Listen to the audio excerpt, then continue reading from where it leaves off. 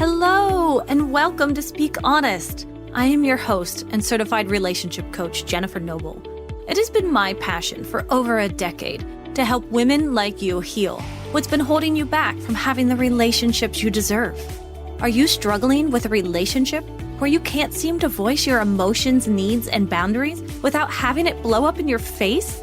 Then you have found the right podcast, my friend. Get ready for practical tips, empowering truths, and honest conversations. Now, let's dive in. Hello, everyone, and welcome back to Speak Honest. Today, I want to talk about grounding techniques. A couple weeks ago, I discussed in a podcast what we can do when we get triggered. Hopefully you get a chance to go back and listen to that one if you haven't yet. But it's a really great short podcast on what it's like to feel triggered.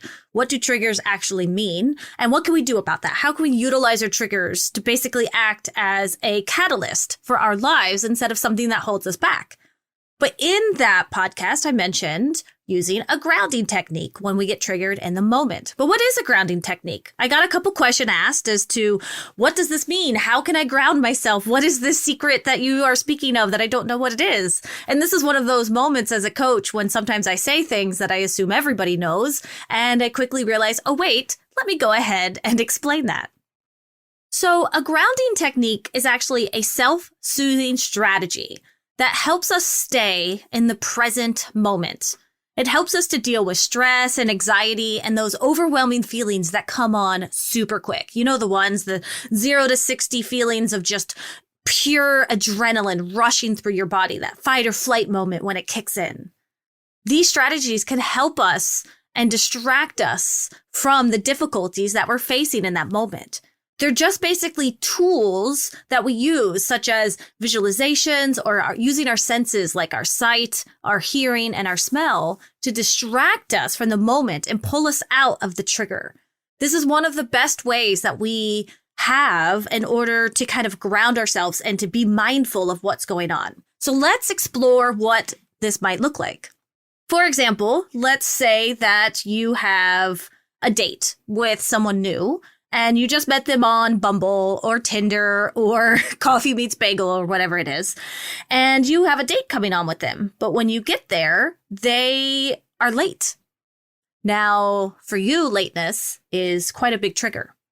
So you feel that burning sensation starting to come on in your body. Do you know the one? For me, it shows up as like burning in my hands. Okay, this is a somatic feeling that we're feeling. And this feeling is getting me super triggered right now. It is, I would say, an 8 out of 10. I showed up. It is 15 minutes past the point of our date, and he's not there yet. Well, now what's happening is so many stories are going on in my head that I don't even know where to think. I don't know how to think straight. I don't know what's going on. I am so triggered. Now, there's a lot of techniques we use for figuring out the stories, calming down, all these kind of things. But the very first thing that I need to be doing before I can even speak to anyone is I need to ground myself. And my favorite way of doing this is I like to look for a color. This is just something that has always worked really well for me when I started learning grounding techniques. I pick a favorite color. It's usually something like pink or orange, but kind of depends on where I am. So let's say I'm in Starbucks. Obviously, I'm going to choose the color green. I start looking around. What is green? The walls are green. That person's shirt over there is green.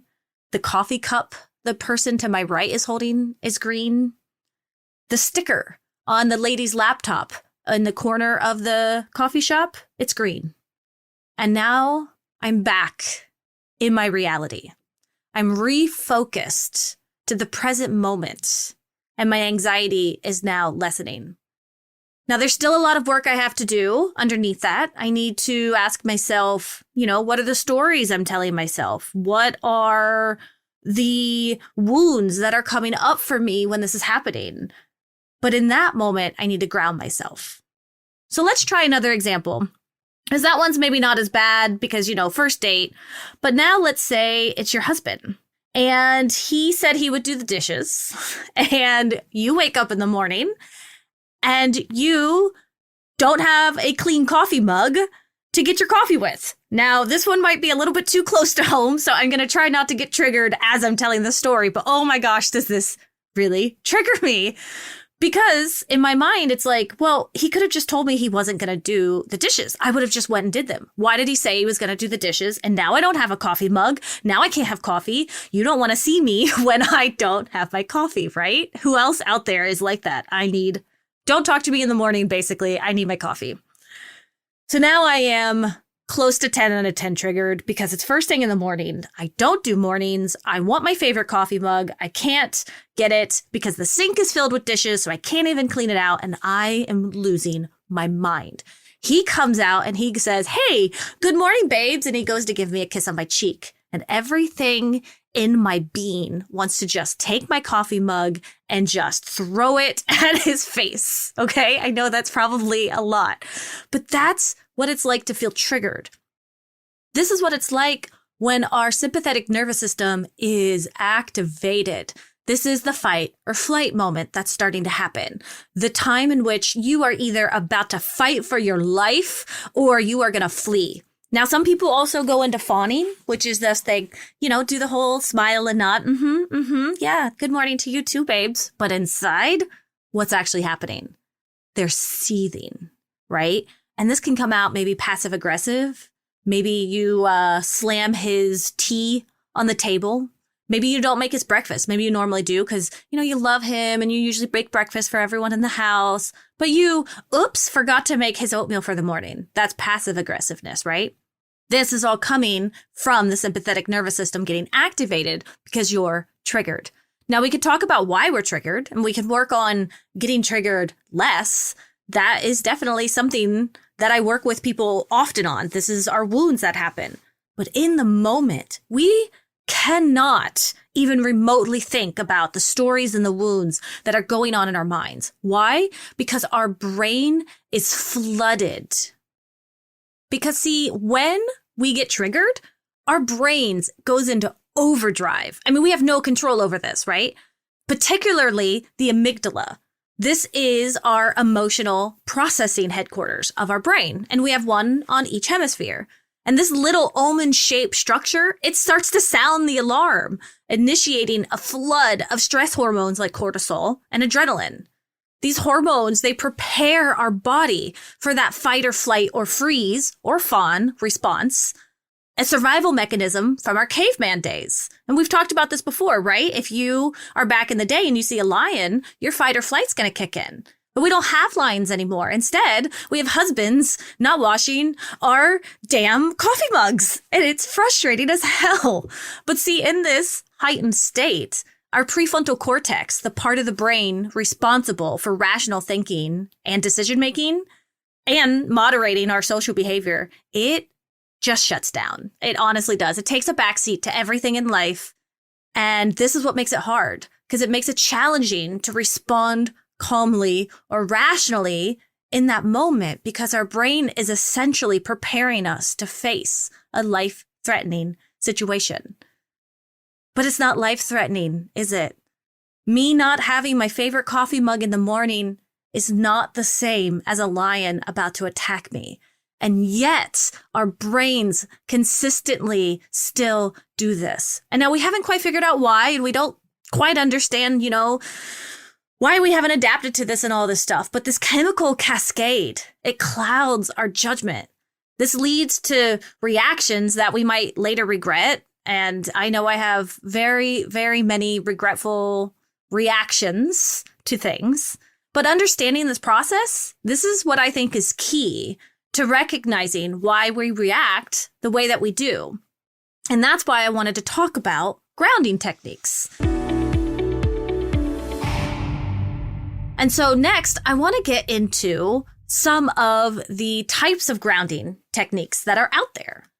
Well, as I already mentioned, there is the color technique. And again, that's where you choose your favorite color, or you choose a color in the moment and you use it to ground yourself in the present moment. So again, you see the color red and you try to find all the red things and you name them. That is a t-shirt. That is a wall. That is a picture. That is a rose.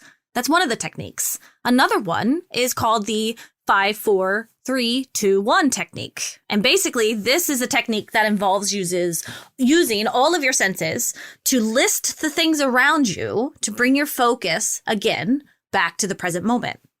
So one of the things you can do is you list 5 things you can see, 4 things you can feel, 3 things you can hear, 2 things you can smell, and 1 thing you can taste.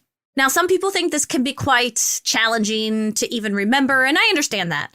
And so honestly, you can kind of use this technique in any way that you want. You can just list 5 things that you see, and that can help enough to ground you. Or just do 1 of every sense.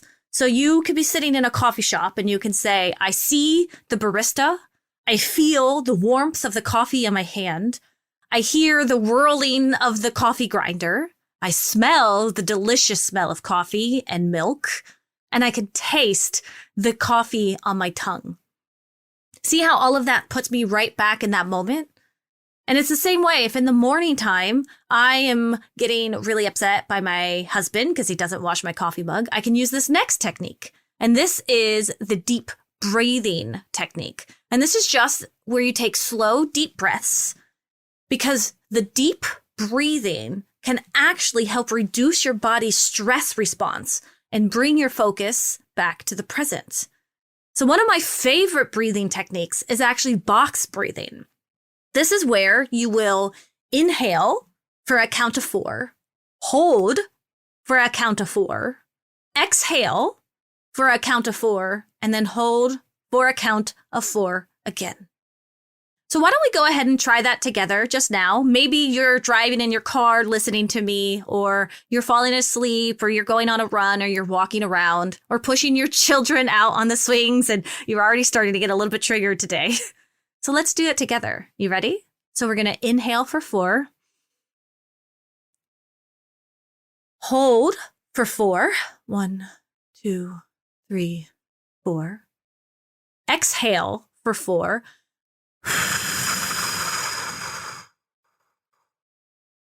And then again, hold for 4. 1, 2, 3, 4. Great. Do you already feel a little bit calmer? Even if you weren't triggered by anything right now, it really helps, doesn't it? I think box breathing is one of the easiest ways for me to ground myself in a moment where, especially if I have to speak on something, because it kind of makes me have to be quiet for a second before I can. And then another way is to move your body. Let's say something happens at work and your boss says something to you and it really triggers you. Well, instead of sitting at your desk, something that can really, really help is physical movement. It helps release the pent-up energy and stress that we have in our body. So you can get up and you can stretch, or you can go for a walk, or you can do some simple exercises. I'm not talking like get out there and pump the irons and go sprinting until you pass out. That's actually just increasing your stress response. But taking a walk in nature if you can, or just even going and walking to the bathroom is an amazing tool to use if you're feeling triggered in that moment. Honestly, it also helps to just walk away in those moments sometimes so we don't say something we will regret later. But that isn't always an option, walking away. And so that's why I think it's important that we have other techniques to use. One more technique that I have used, but I sometimes consider it slightly more extreme. It's really not that extreme, but it's physical grounding. And the best way that I can explain this is basically holding a piece of ice in your hand, or even splashing cold water on your face can sometimes really help. And this physical grounding basically gets you to have a intense sensation on your skin to get you to remember where you are, right? So you actually probably have seen this a lot in movies or TVs, or you've done it yourself where you're really stressed out and you go to the bathroom and you just splash some water on your face. Well, that cold water is basically jiggling your system, your nerves, and telling it to get out of what's happening. And that's why that can really help. But again, I wear makeup a lot of times if I'm at work or if I'm out somewhere and I'm not about to go and splash water on my face and get my mascara running. So I have been known in these moments to grab a piece of ice and hold on to it. I've actually done this at a table at a restaurant. I was out with my family, and, if your family doesn't trigger you, then what will? And the best thing that I could do was I basically picked up a piece of ice from my cup and I just held it underneath my hand. I held this piece of ice while looking at colors. And that's the other thing I wanted to bring up, is that we can put a bunch of these different techniques together if you need to. This just depends on how triggered you are. In that moment at the restaurant with my family, oh boy, I'm surprised I genuinely did not get up and walk away, right? It was just getting to be that triggering and that frustrating. But I held the ice. I looked for all the colors red. I tend to look for red when I'm angry. It's a very interesting thing. And I look for blue when I'm sad. Isn't that interesting? That's a side tangent. So I'm holding the ice and I'm looking for the colors red, and I start breathing. Do you hear how I'm using 3 separate techniques in one go? Because I was probably at that point like a 15 out of 10 triggered. Honestly, if I wanted to, I could have even brought in my sensations and said, I can see something red. I can hold something clear, right? We're using everything we can in our toolbox right now to get us back in the present moment. Because when we're triggered, it's not about the present moment. It's not about the date who is late, or the husband who forgets to wash your coffee mug, or the family who's picking on you at the dinner table. It's about all of the past times something like that has happened to you. And that's why it's important in these moments to ground yourself, because grounding helps reduce stress and anxiety. Focusing on the present breaks the cycle of ruminating on those past events. It also helps you to not worry about the future, which are common sources of stress and anxiety. It also improves your emotional regulation. By being present, it allows you to observe your emotions without judgment. This mindfulness, it creates a space between your feelings and your reactions, giving you the chance to choose how you respond, rather than impulsively being driven by your emotions. There's a quote that I love, and I can't remember who it's by right now, but it basically says, the power comes between the awareness and the action.